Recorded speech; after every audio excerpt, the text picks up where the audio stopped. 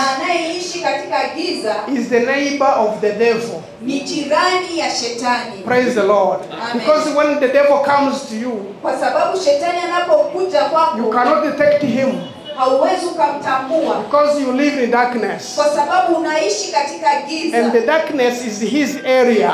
Na katika giza ndio sehemu yake. But here we say, Lakini hapa tunasema false knowledge ujuzi wa uongo is worse than ignorance. ni mbaya zaidi ya kutokujua. That's where the problem is now. Na hapo ndipo mahali ambapo pana tatizo. Especially as Africans. Sana sana sisi kwetu wa Afrika. Because Africans own nothing. Kwa sababu wa Afrika hawana chochote. We don't own any system.